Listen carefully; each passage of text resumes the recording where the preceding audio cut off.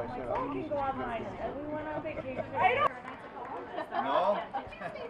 I will do anything to the Oh, kids are in here too. We could probably get Heck, I arrested just today saw for that. one of them. Yeah. How you doing? Good. Good, yeah. There's Lynn. I love your ladybug. Yep. Class of 87. Yeah. John, you did a wonderful job as always.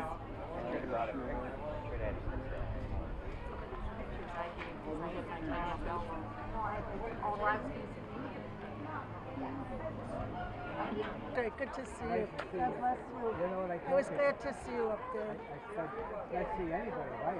You know, I'm very emotional and melancholy today, which it surprised me. I'm not normally like that, but it's just been so nice to be a part of this. I said the meetings that we've had in the last few months with alumni and staff and preparing for this and hearing the stories, and it's very heartwarming to hear what the school has meant to people and what it continues to mean to people. And I said that's what I really want from this day.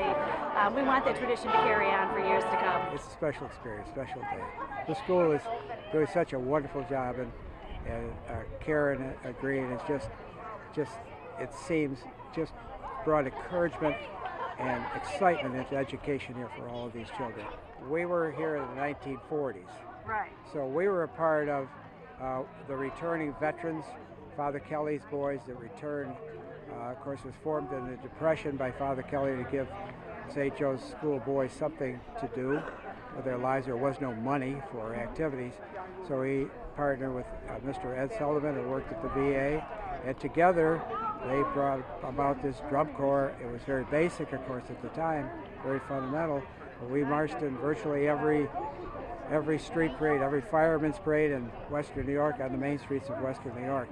And of course, then years later, Mr. Sullivan's son, who was then a teacher at Leroy Central School, came back, Bob Sullivan, and took with some of the cockeyed imagination that you could take a drum corps from Batavia, New York, and a small parish, and take it to the world stage.